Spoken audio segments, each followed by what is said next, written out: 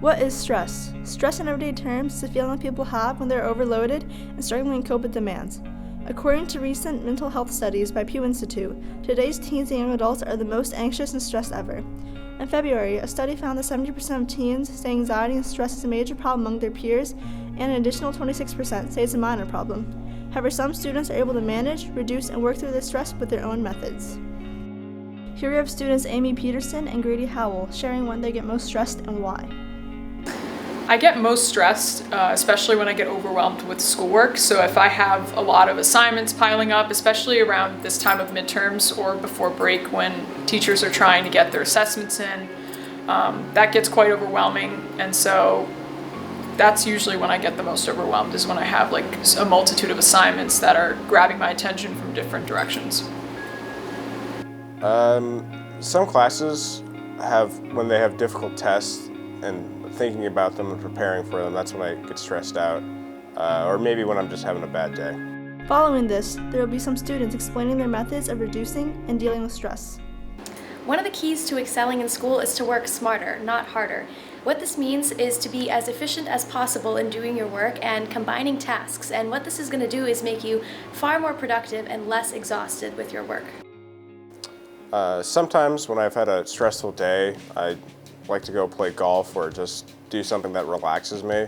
And I know this sounds weird, I try and just steady my breathing, breathing techniques, and that can calm me down. My methods for reducing stress, there's a couple different things. So sometimes I like to take a break from what I'm doing. If I'm staring at a project for too long and I'm starting to get stressed out about it, I'll just take a step back from it and I'll just do something relaxing, like spend time on my phone, spend time with my family, go on a walk, do some self-care, like take a bath, just cook something, eat something, or just even doing another piece of schoolwork that just gets me off of that. And then when I come back to it, I'm more focused and I'm like, okay, I know what I need to do. So anything that diverges attention. I think that a really good way to reduce stress would probably be for an individual to find some kind of hobby or thing that they're passionate about doing, so they can take a break from whatever is stressing them out and just only focus on something that they love doing. So whether one of your hobbies is cooking or playing a sport of some kind, you can really just divert your attention for a while and focus on something you're passionate about. These are how some students manage to put time aside for extracurriculars and activities outside of school. I think that a good way to make time for other activities outside of school is trying to get ahead as much as you can, just so you can save time for doing the things that you want to do later. I think that it's a really smart way to make time in your day and get the things that you want to do done. So what I usually do is I always try to get myself ahead with my schoolwork. Usually, even if there is not an assignment, I will still try to do something extra that is going to put me ahead in the class so I won't have to do as many things later. Can you explain what students usually go to you for during the school year? Well, for a variety of reasons. Often it's because they need a schedule change or they're having some difficulties, but those difficulties are usually feeling overwhelmed in classes or multiple assignments coming down on them, interpersonal relationships either between teachers or their friends, but most often what I hear is, I'm so stressed. What do you and a student usually discuss when it comes to stress? Well, I often will spend some time trying to help to let them hear themselves and understand what is the root cause, what is the base problem that's happening. And sometimes that takes a little bit of time because it's, this and this, but the reality is that maybe there's one more significant issue that seems to be causing the most stress.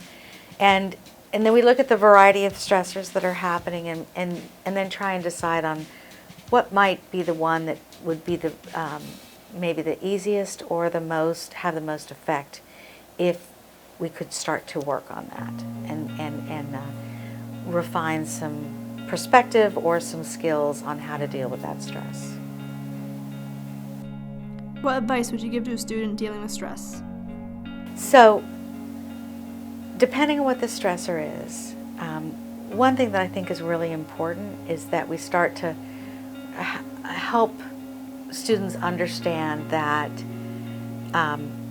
stress is going to happen. Anxiety happens, and it's triggering something in our brain. It's called the amygdala, and it begins to fire, and it becomes very upsetting, and it lowers our working memory, our ability to process. And so just coming to see and talk about it can sometimes help to bring clarity to that.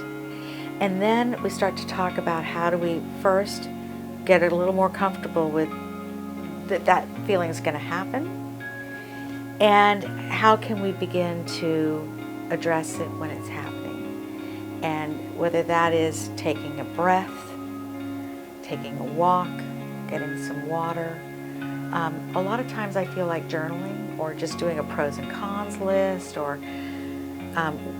beginning to think through that situation can transfer that energy from that heightened state to the prefrontal cortex, or to a logical place. So I'll even say, this is the amygdala, this is the part of your brain that fires, and that when you're feeling stressed or upset, it goes wah! And the best way to handle that is to engage your thinking, is to start to think about what is it that's happening for me? What are some things I can do?